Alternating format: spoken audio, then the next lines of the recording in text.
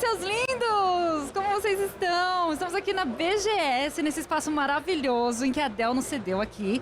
E hoje eu tô como convidado muito especial. Nós vamos conversar com os desenvolvedores de S.T.A.L.K.E.R 2.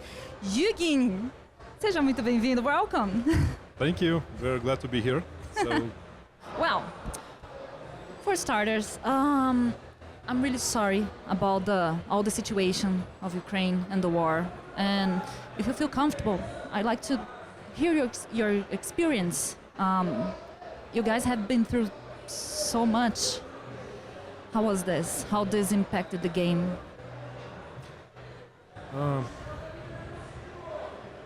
Maybe I would like to start with cheering our colleagues back in Ukraine, because we still have an office where a lot of people works till this time. So yeah, we had a lot of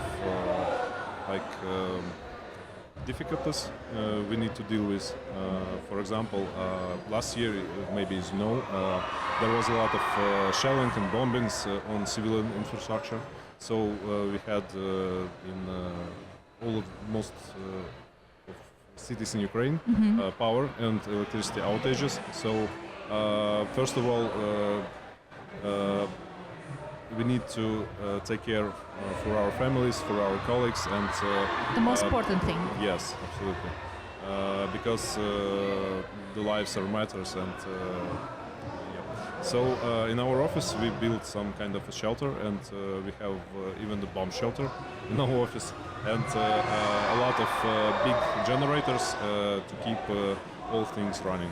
So in this situation with the war, maybe we were able to provide the most comfortable experience possible. So, and I would like to cheer our colleagues in Kiev. Guys, you are the best, and I'm really proud of working with you. Thank you for sharing that. And again, I'm so sorry about all of this. It's like, it's so bizarre. Yeah, absolutely. Yeah. Due to the war, have you guys made some change in the game? Because I think I heard something about the pronunciation of Chornobyl for Chornobyl. I don't know. What's the difference? Could you explain to us? Yeah, in Russian, the city called Chornobyl, and we changed it to Ukrainian pronunciation, the correct pronunciation, because it's a Ukrainian city, and it's called Chornobyl. Chornobyl. Yes. So I'm gonna say it right from now on. Well, so about S.T.A.L.K.E.R 2, what's the biggest challenge about to being back to the market after so long of waiting? First of all, I would like to mention that it's a whole new team that are creating the second part, S.T.A.L.K.E.R 2. And the main issue is, first of all, we switched to Unreal Engine technology. So we're using Unreal Engine 5 engine. And the second thing, last but not least, it's that we are using now. We switched to from locational gameplay, locational map building, to open world. So about the open world, I think I saw the trailers, and we had some kind of horror elements in the game. How do you guys will put that in the open world? Like how to put that tense atmosphere? Because you can run to anywhere, I guess. I don't know. Thank you for this question. It's my, to be honest, it's my favorite. Oh, really? Because yeah, preserving of the atmosphere of the original trilogy and the Chernobyl exclusion zone was a really bit of a challenge for us. And the main thing we done with this, we gather our team and got several exploratory tours to the real Chernobyl zone. So we took a lot of pictures, we recorded the sound, we recorded a lot of video materials. You guys have been in there? Yeah, up to 10 times. Oh my gosh. How was that? It's not that scary as in the game, Oh, okay. but still it's a really dangerous place because The radiation. No, not anymore. No. There is a lot of irradiated places there still. You're looking, for example, just imagine the field. There's a lot of grass. There's some trees growing up. Yep, and just a regular field. Nothing Okay. else. But if you're taking the Geiger counter, it screams like mad. Oh, Other than that, the more obvious dangers, and that is the buildings. They're old and they are not maintained. You see, and they are crashing. So there's a tablet on each building. Do not enter. But our designers, our guys, our 3D modelers said, go inside anyway?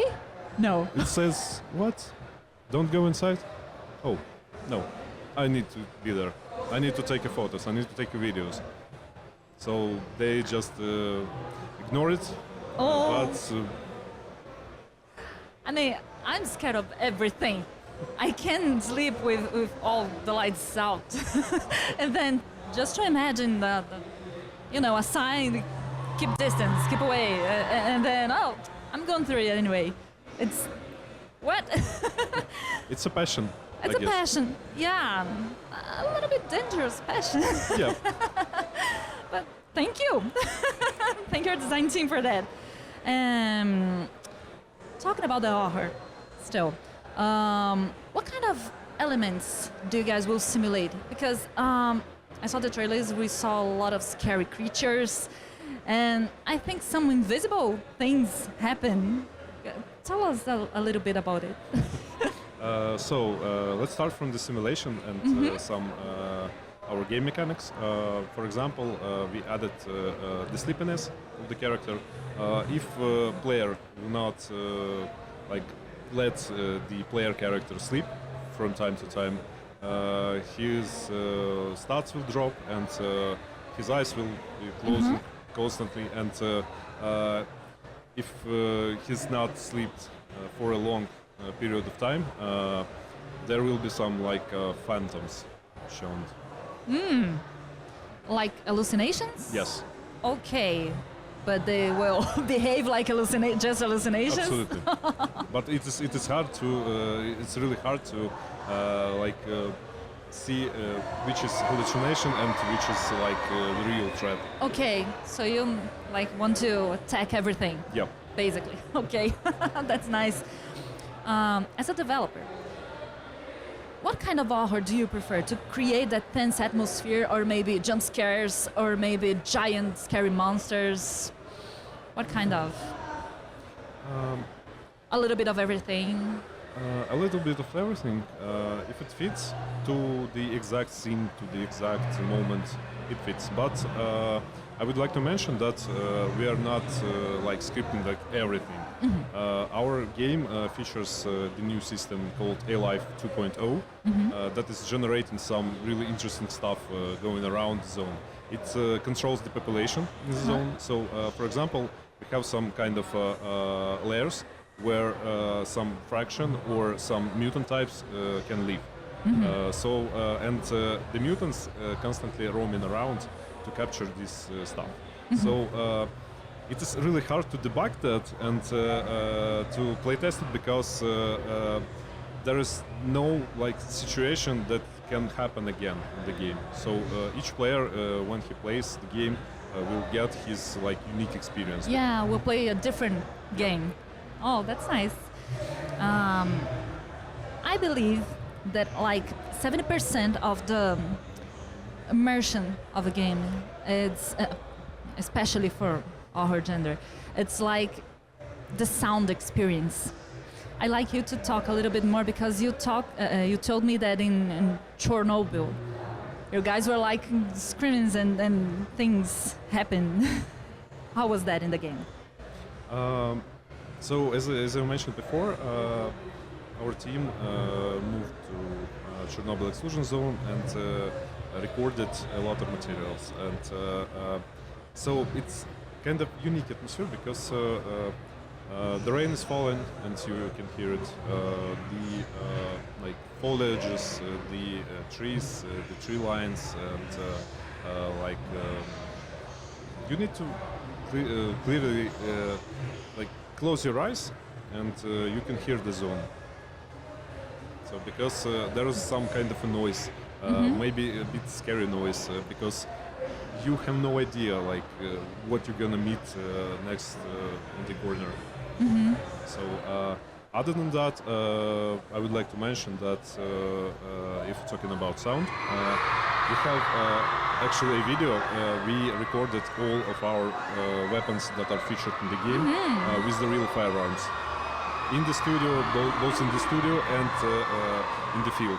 Like shooting them, we had a really nice experience because we used like up to, I guess, 45 microphones in different configurations. Just for one shot? Yes. Wow! For each shot, it was a really different experience because there's a lot of guns in our game, and they are featuring different calibers and different barrel lengths. So it was really interesting experience to work on that because you don't know how to take this good sound effects, this good punch from the firing from each gun, because first of all, we are a first-person shooter, and the gunplay is our top-notch priority for doing that. No, and for me, the first-person shooter is like part of the horror. You don't know what happened outside, so it intensifies zone, this. Zone is a dangerous place, so you can come. You should come prepared. Yeah. Okay, so we have Stalker 2, but we have other games before. How important is it to new players coming to? Because I don't know if you have been around the event yet, but lots of people are really excited about Stalker 2. Not everyone are old players about the franchise. How do you guys see the public reception, and how important it is to have been played the other games before this one? Can I start it, for example, for the Stalker 2?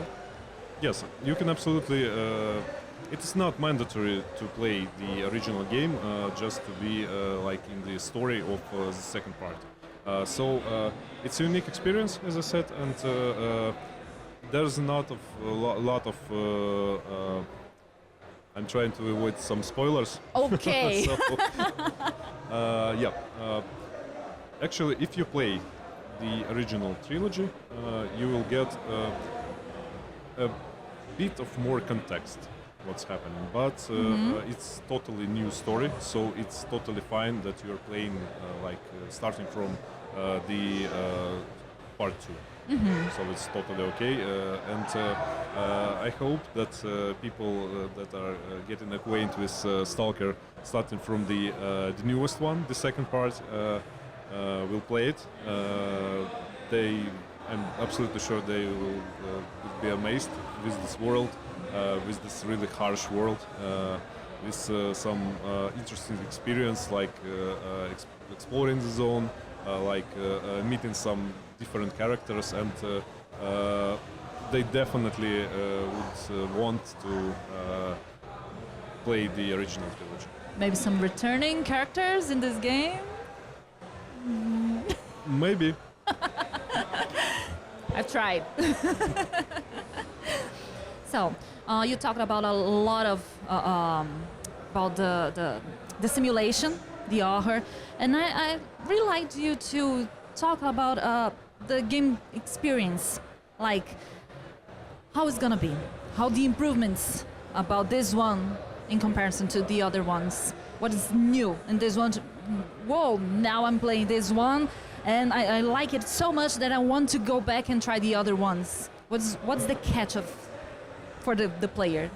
So the main difference between the original trilogy and the Stalker 2 is first of all, it's that we are building open world experience.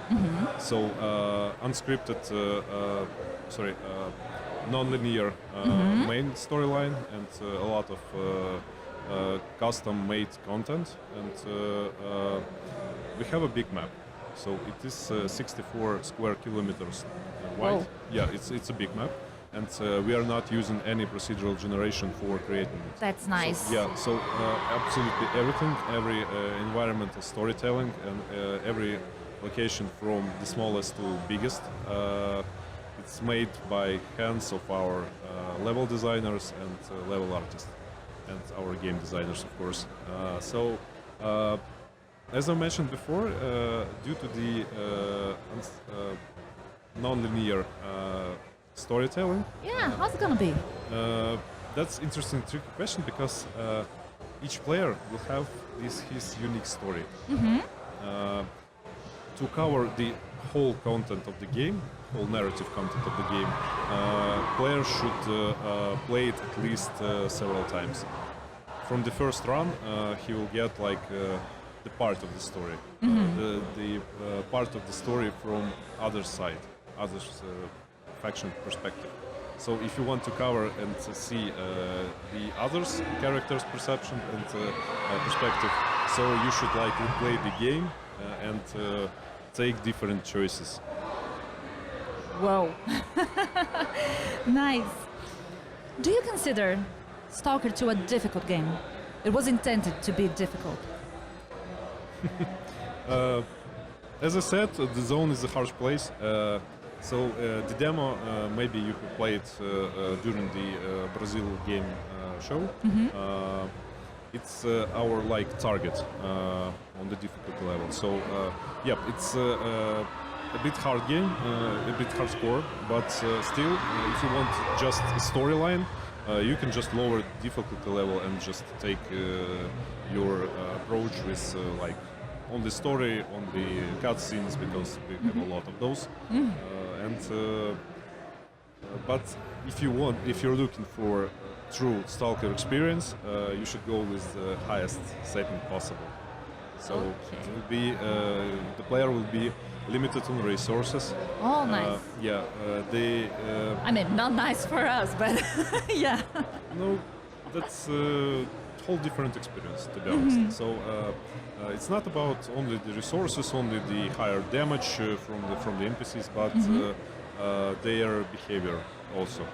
So it will be a bit difficult to fight them on this difficulty level, because they are acting and behaving in other way. And will be a single player? Yes. Not multiplayer is planned? So we are planning to bring the multiplayer, but in the post-launch. Any chance to bring Stalker 2 to Brazilian Portuguese? We are planning to get subtitles and full text localization to Brazilian Portuguese. Absolutely. I'd like to know, my curiosity, do you guys have any kind of favorite game of this horror genre, or maybe some inspiration? Where did you guys came from? So as the gamers, first of all, we are gamers. All of our colleagues and employees are playing a lot of games, different genres, different styles, and starting from something casual on mobile phones to some really hardcore experiences, like, for example, Arma series or something like that. We are playing a lot of games. We are discussing all the time some new thing that happened. Like yesterday evening, when I played some game, and this situation or that situation came up to the table. So it's a really interesting experience. Well, I mean, I think in the end of the day, you guys are making the game that you guys like to play. Yes, absolutely. So we are taking a lot of time to do the playtesting because there is a lot of situations that cannot be covered, because, as I said, it is unique experience, and there is no like situations that can be reproduced like each time. S.T.A.L.K.E.R 2 will be launched at Game Pass. I mean, Game Pass is a amazing service for us. But what about the developers? How do you guys see the Game Pass? How about what it's like to launch your game in Game Pass? Actually, it is a really great opportunity for the new players, the new fan base, and for developing this new community. Because a lot of players all around the world will have a chance to experience our game and to play it. So via the Game Pass. And we are really thankful for the all support from the Microsoft team because they are helping a lot, they are advising a lot, and they are very helpful and overall the cool guys. That's amazing. Eugen, thank you so much for your time. I hope you stay in Brazil a little bit more to enjoy a sunny day, maybe. Maybe the beach. Maybe. Thank you so much. Thank you. Gente, é isso. Eu espero que vocês tenham gostado da entrevista. A gente vai continuar na BGS aqui. E eu vejo vocês por aqui se vocês estiverem. Dê uma passada aqui, dê um oi, tá bom? Um beijo e até a próxima. Tchau, tchau.